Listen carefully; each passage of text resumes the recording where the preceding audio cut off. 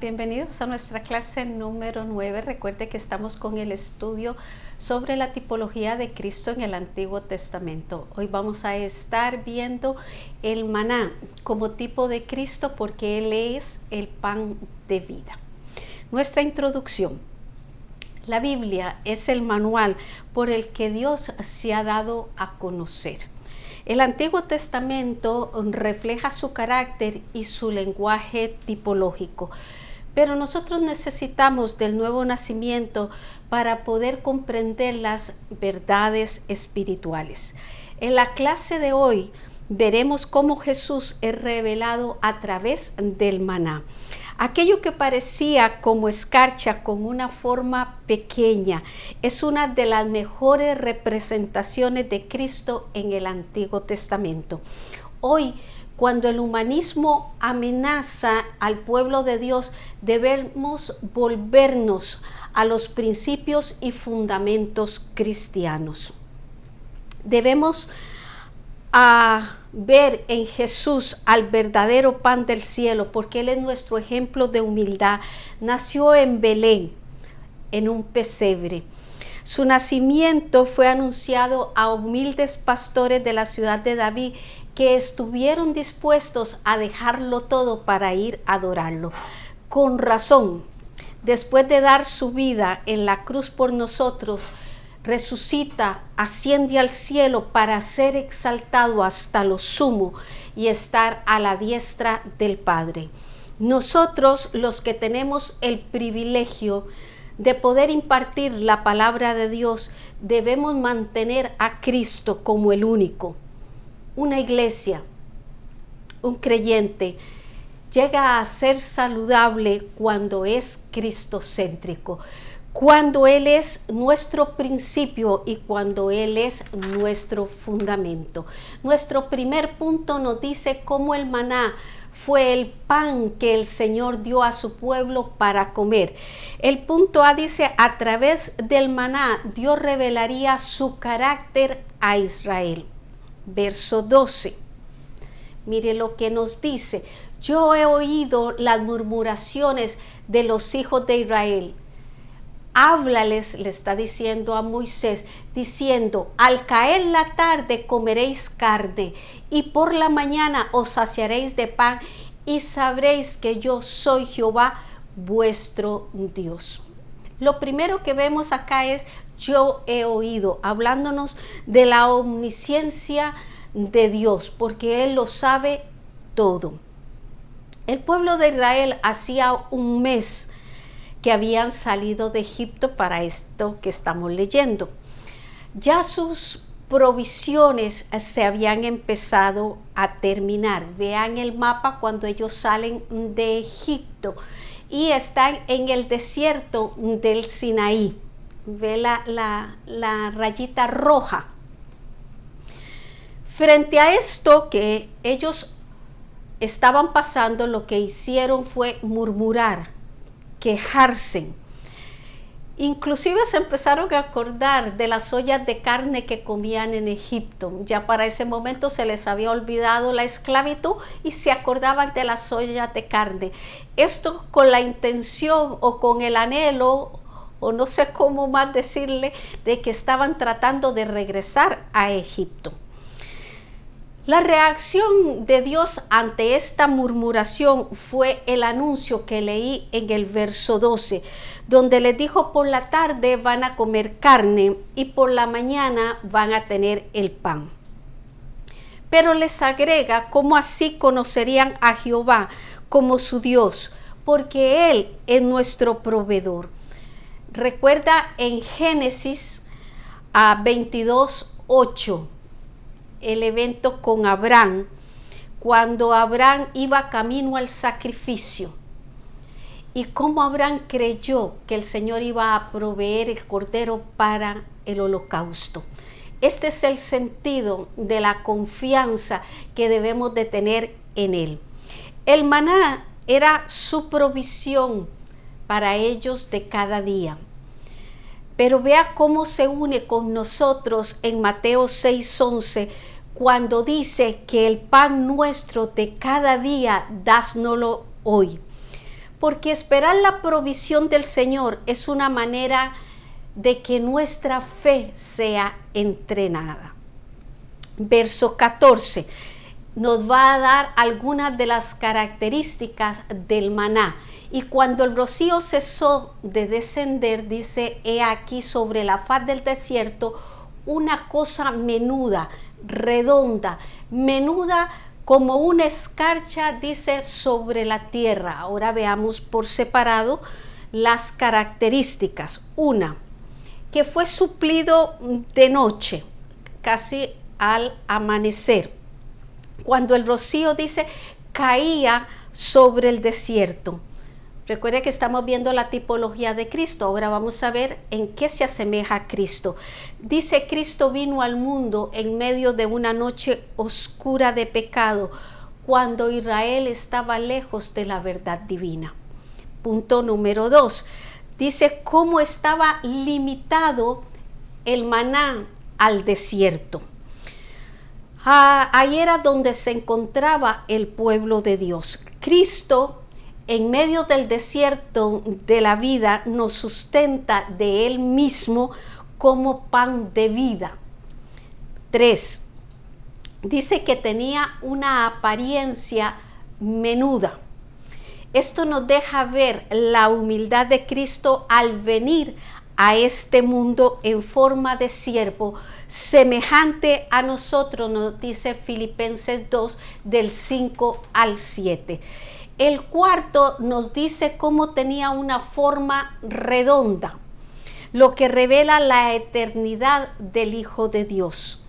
Él es antes de la creación, pues ella procede de Él, nos dice Colosenses 1:16.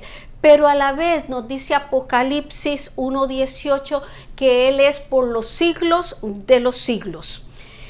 El número 5 dice que se veía como una escarcha sobre la tierra. Dice cómo Cristo se sentó a la diestra del Padre en los cielos. Estaba sobre. Punto B. Vemos como el maná era un pan divinamente provisto para el pueblo.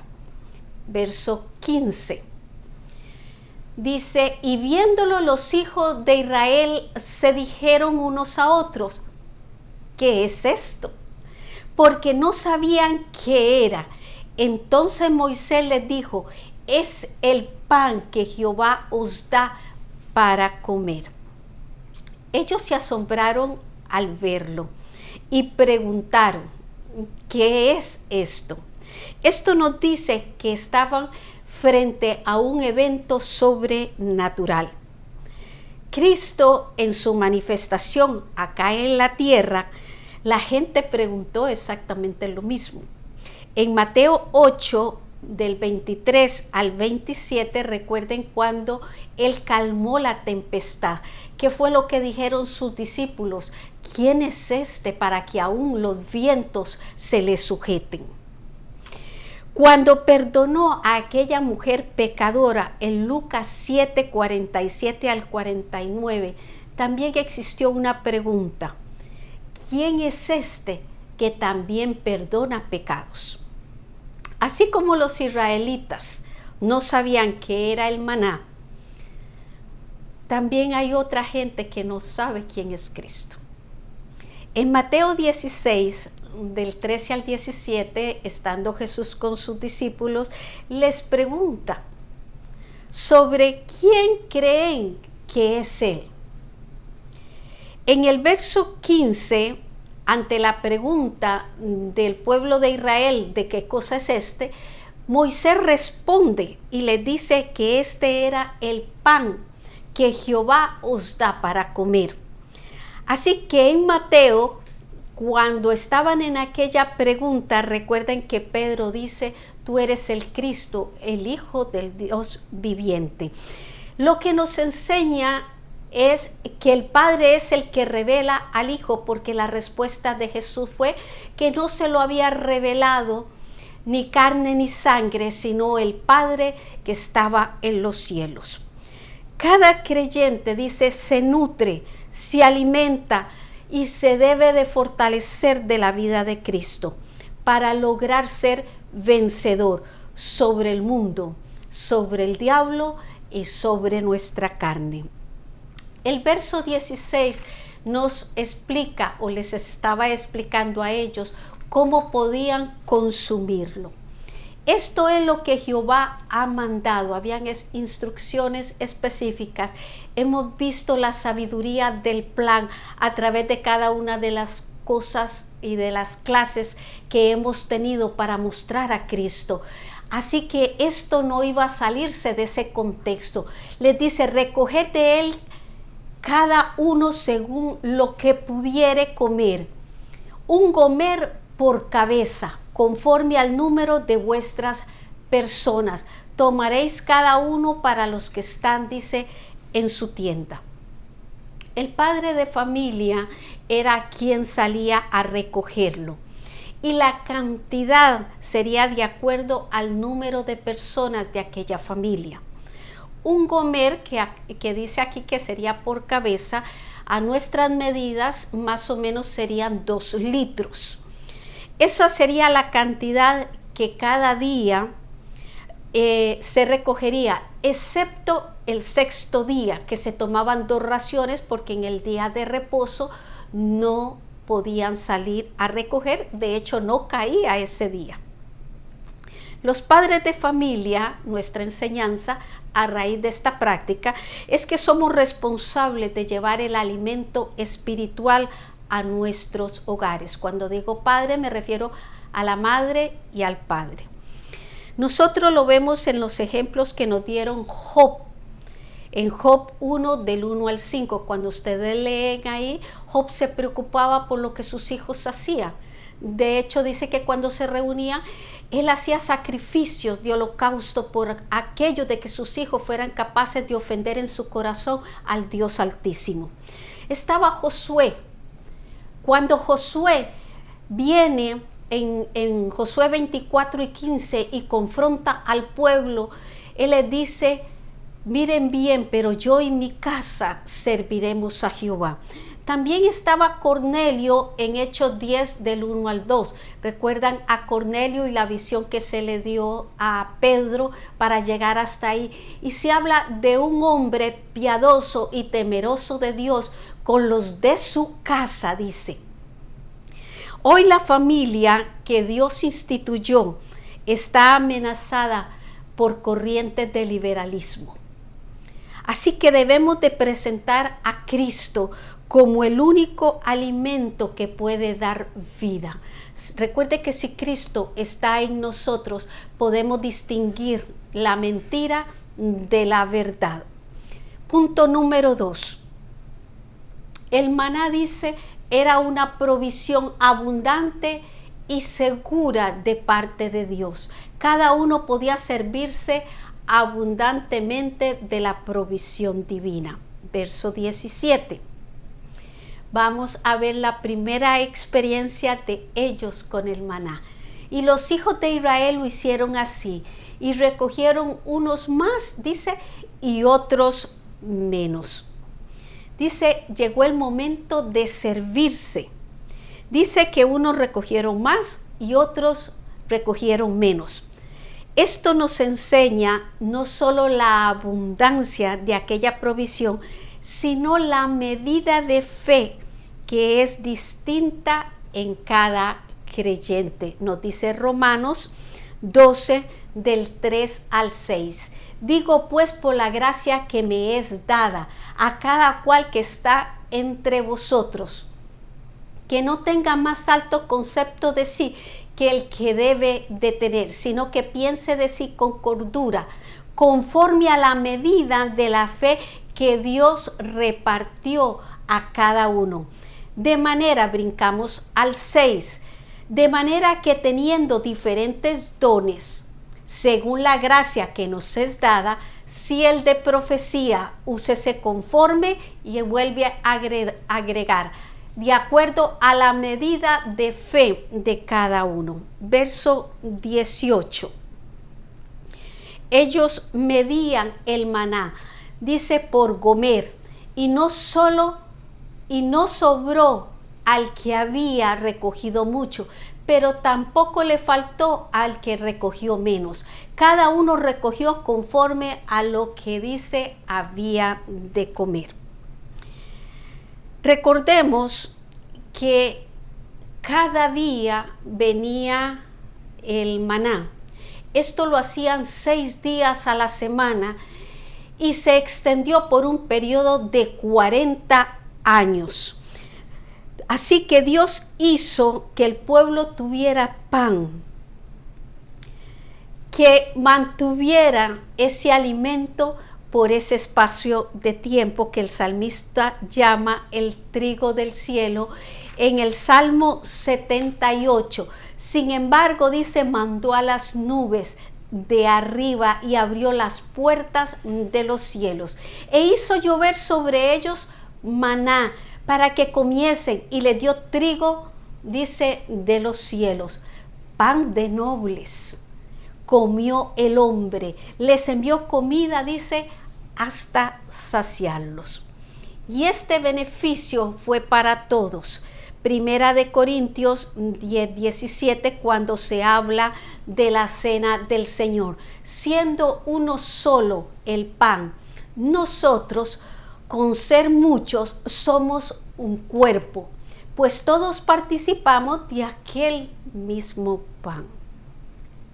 Dice, tampoco sobró al que recogió mucho, ni faltó al que recogió poco. Recordamos, mientras haya hambre de Cristo, Él será suficiente. Nunca tendremos de sobra, pero tampoco nos hará falta. Punto B. Dice, se necesitaba fe para creer que Dios proveería cada día. Verso 19. Nos dice cómo Moisés les dijo, ninguno deje nada de ello para mañana. Este mandamiento dado por Moisés puso a prueba la obediencia de los hijos de Israel. Esto me recuerda a Adán y Eva en el huerto del Edén. Había una prueba de obediencia. Dice, dejar para mañana significaba dudar de el Señor como su proveedor. Y esto sería una provocación directa al Todopoderoso, porque era como decir, tú puedes fallar, hoy nos das y mañana no sabemos si nos da. Así que era no entender la integridad y la verdad de Él. Él lo sacó de Egipto con mano fuerte y brazo extendido. Dios fue fiel. Lo menos que podemos hacer al ver la fidelidad de Dios es poner nuestra confianza en Él. Ese mensaje no fue solo para aquel pueblo en aquel momento, es un mensaje que está vigente para el pueblo de Dios hasta el día de hoy. Él se muestra a cada uno de nosotros, pero Él no va a fallar, porque Él no es hombre ni hijo de hombre. Así que Él mantiene una integridad perfecta. Nosotros, dice, conocemos dos grandes promesas. Las vamos a ver en Lamentaciones 3:23, donde dice que las misericordias de Dios son nuevas cada mañana, y dice, grande es tu fidelidad. Mateo 28:20 dice, enseñándoles que guarden todas las cosas que Él les había enseñado, les agrega, y aquí yo estoy con vosotros todos los días hasta el fin del mundo. Dos promesas que se nos dan a nosotros, que nos hacen participantes del mismo mandamiento que se le dio a aquel pueblo, o se quería de aquel pueblo, que confiara, que pusiera su fe en aquel que nunca falla. Vea lo que dice Hebreos 13:5 al 6, un versículo que nos hace meditar, reaccionar. Sean vuestras costumbres sin avaricia. ¿Por qué sin avaricia? Porque muchas veces estamos deseando, y se puede caer hasta en el pecado de la envidia o una competencia malsana por algo que se desea. Dice, contentos con lo que tenéis ahora, porque Él dijo, va a dar el por qué se está agregando. No te desampararé ni te dejaré, de manera que podamos decir confiadamente, el Señor es mi ayudador, no temeré lo que me pueda hacer el hombre. Hay mucha gente que puede desear tener un hijo, que puede desear tener un matrimonio, que puede desear tener una casa, y el deseo no es malo. En no hacerlo con avaricia, confiando en la decisión que el Señor va a hacer para que nuestra vida esté bien. Cada mañana debemos de poner nuestras vidas en sus manos para vivir el día con una actitud de fe en que Él cuidará de nosotros. Esto no puedo dejar de mencionar a José, porque José salió de ser el hijo de papá y el Señor lo convierte en un gobernador de una nación impía. ¿Por qué? Porque Él dejó que el proceso se diera en su vida. Cada día para José fue vivir un reto de estos, confiar en que el Señor sabía. Y si usted va al último capítulo del Génesis, él logró entenderlo y decírselo a sus hermanos, para este día es que he sido preparado. Él no vio aquella gente que lo traicionó, aquella familia que le falló. No fue ese su lenguaje. Por eso es tan importante poner cada día en las manos del Señor.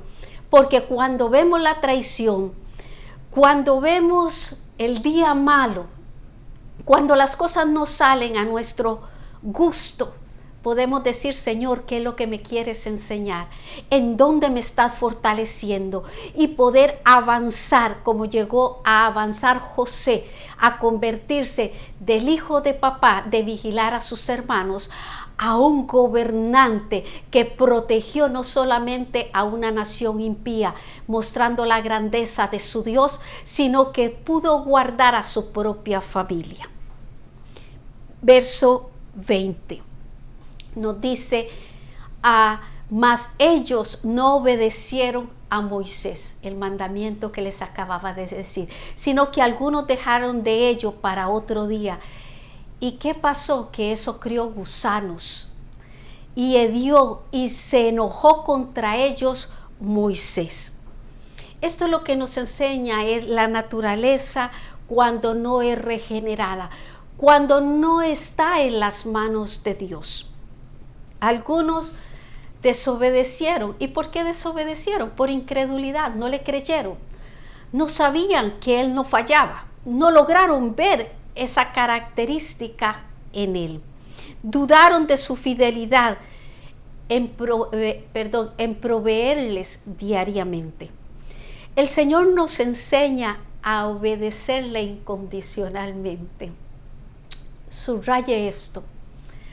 Atesórelo, porque Él nos enseña. Y para enseñarnos, Él se manifiesta en el día a diario. Por eso es tan importante ponerlo en sus manos, para que a la hora de que Él nos dé la enseñanza, poderla captar y así avanzar más rápido. Dice, Él lo hace mostrándose a nosotros primero, para despertar nuestra confianza. Si yo sigo con el ejemplo de José, que también era tipo de Cristo, el varón perfecto, él recibió un sueño, era una promesa. Posiblemente en aquellos momentos de angustia él recurrió a esa palabra profética.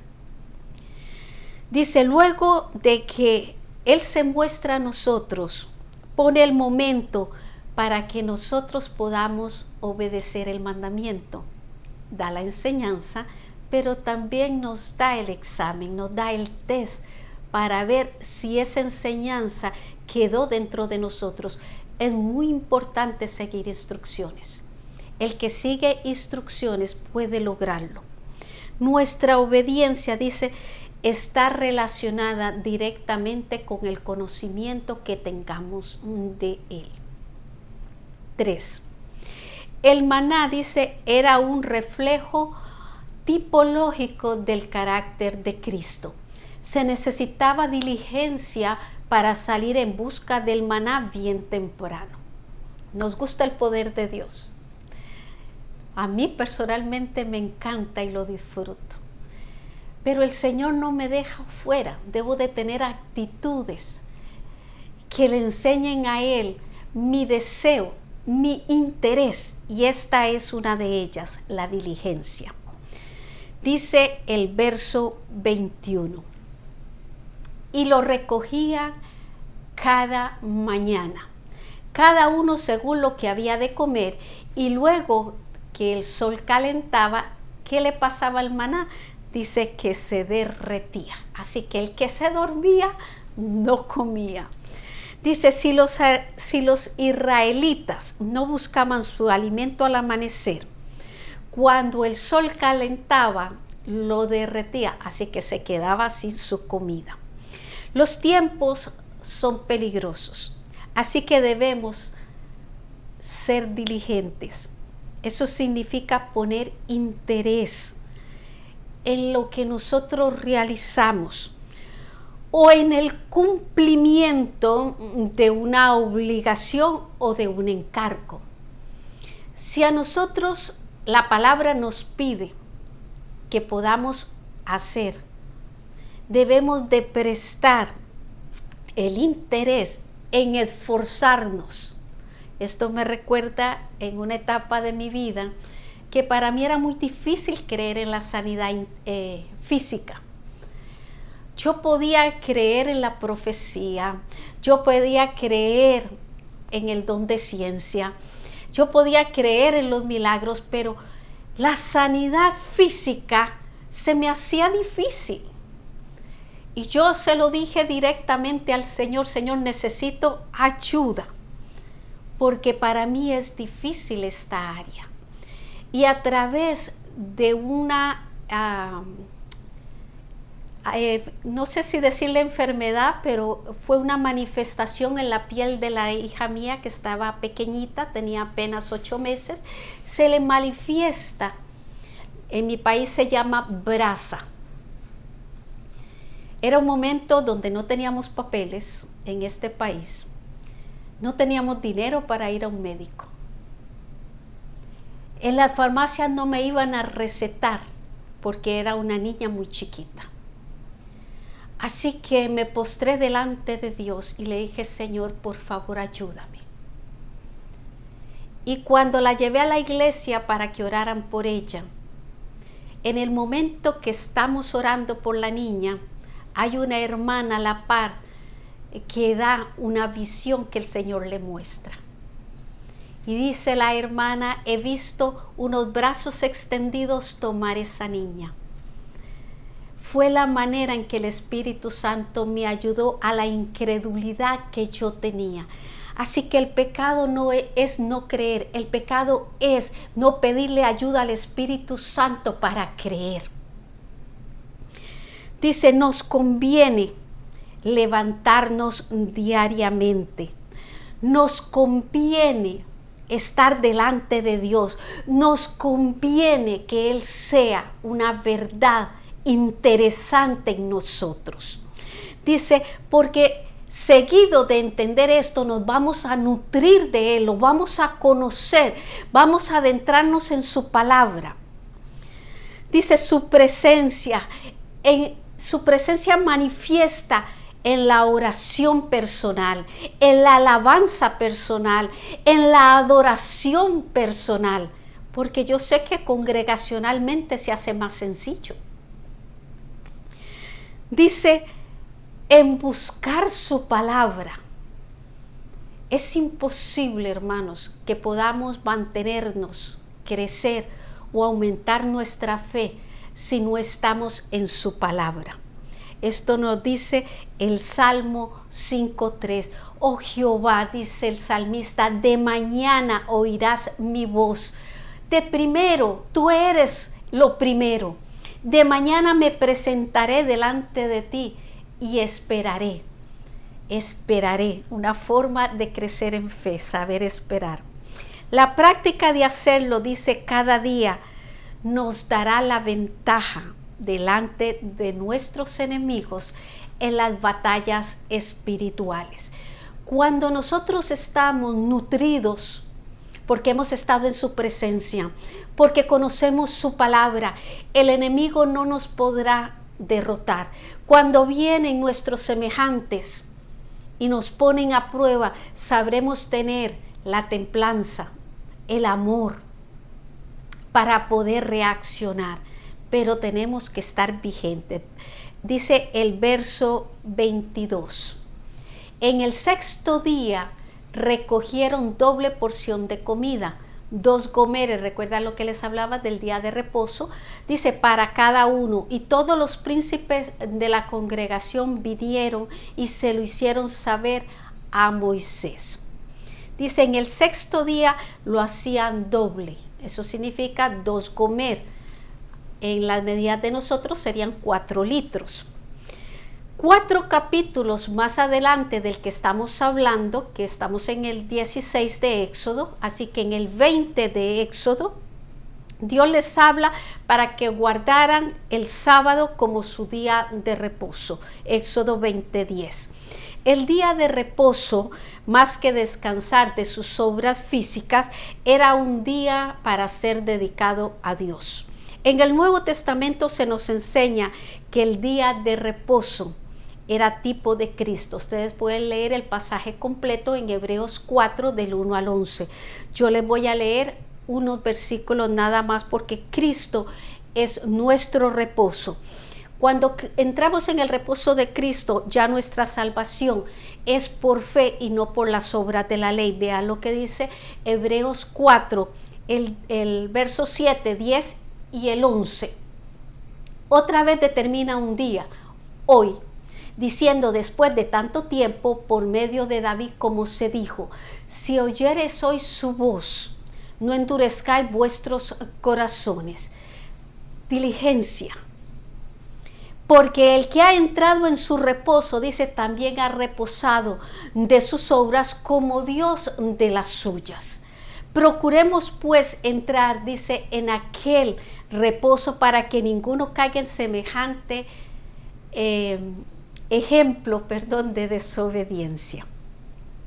Punto B. El pan, dice, dado por Dios, hablaba de la pureza y de la ternura de Cristo, verso 23. Y él les dijo, esto es lo que ha dicho Jehová. Recuerde que es Moisés transmitiendo el mensaje. Mañana es el santo día de reposo, el reposo consagrado a Jehová. Lo que habéis de cocer, cocedlo hoy. Y lo que habéis de cocinar, cocinenlo hoy. Así que se los estaba diciendo el día antes. Y todo lo que os sobrare, guardarlo para mañana. Así que esto les tocaba hacerlo el día viernes. Moisés dice, prepara al pueblo para el día de reposo. Ahora vea lo que dice el verso 24. Y ellos lo guardaron hasta la mañana, dice, según lo que Moisés había mandado. Y no se aguzanó ni hedió. El pueblo le obedece y sigue las instrucciones. Dice, cuando obedecemos la palabra de Dios, la aprobación de Dios no se hace esperar. Y a diferencia de lo que vimos anteriormente, cuando ellos desobedecieron, recuerde que se les aguzanó y olía mal.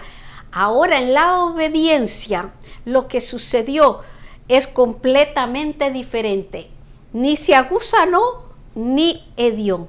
Así que si queremos ver la protección de Dios sobre nosotros y sobre nuestra familia, es necesario que seamos diligentes en conocer su palabra, porque cuando conocemos su palabra sabemos cómo orar, cuando conocemos su palabra sabemos cómo alabar, cuando conocemos su palabra sabemos cómo congregarnos, cuando conocemos su palabra sabemos cómo amar a nuestro prójimo, cuando conocemos su palabra sabemos cómo discernir la trampa del enemigo.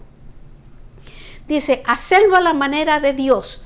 nos traerá beneficios incomparables.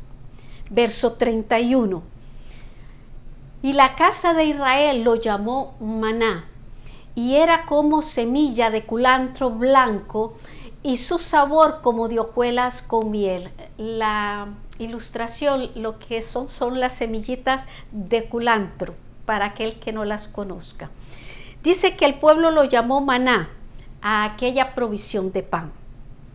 Maná es una palabra hebrea que lo que quiere decir es, ¿qué es esto? Que fue la pregunta que ellos hicieron.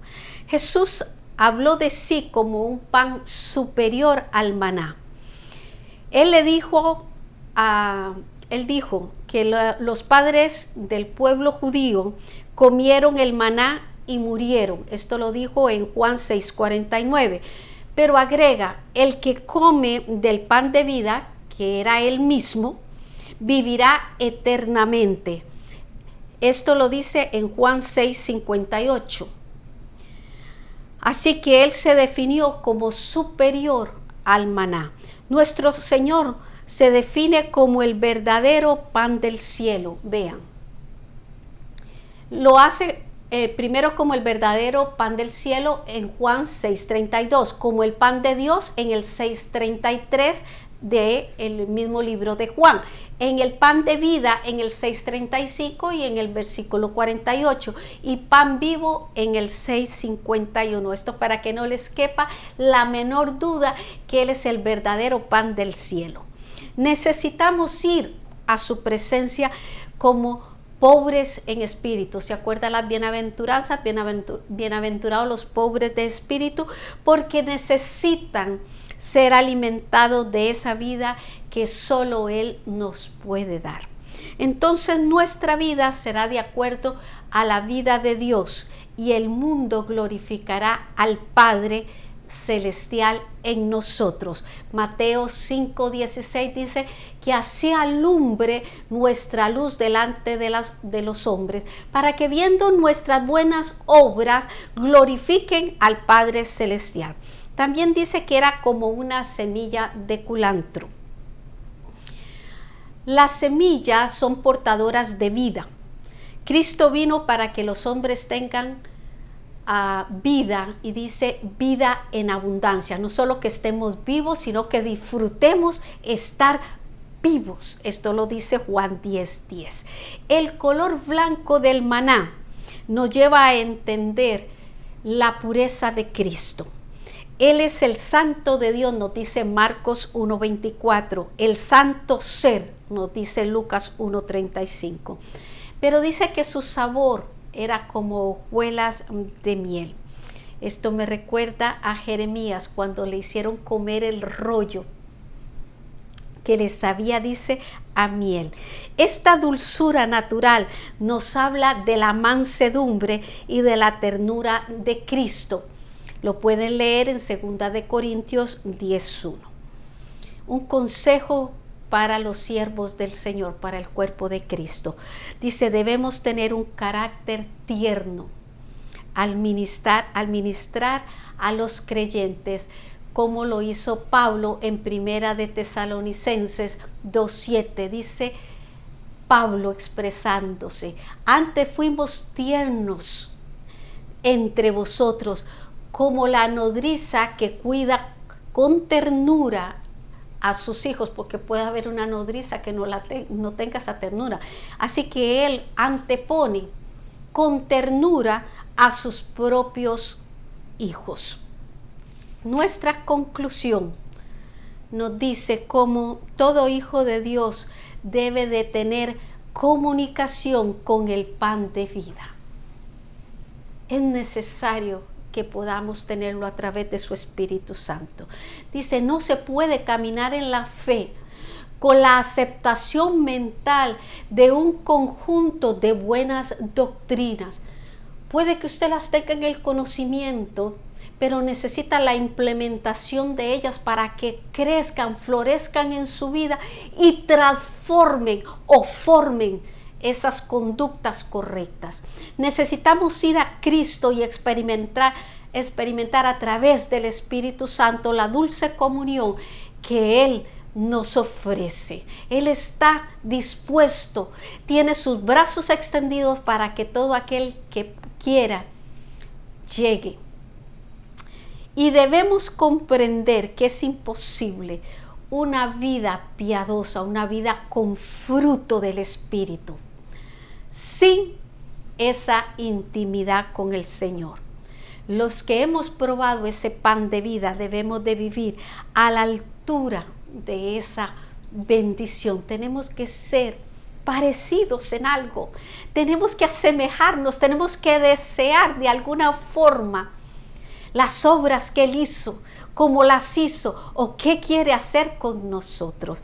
Primera de Corintios 1, 4 al 5 nos dice: gracias doy a mi Dios siempre por vosotros, por la gracia de Dios que os fue dada en Cristo Jesús, decía Pablo, porque en todas las cosas fuisteis enriquecidos en Él, en toda palabra, en toda ciencia.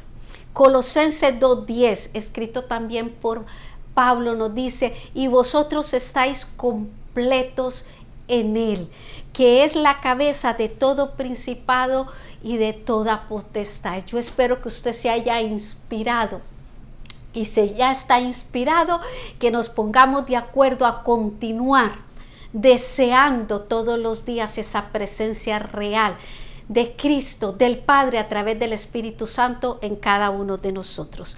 Nuestra próxima clase sigue con la tipología de Cristo y lo vamos a ver a través del tabernáculo de la reunión, porque Cristo dice: es mi justicia. Bendiciones.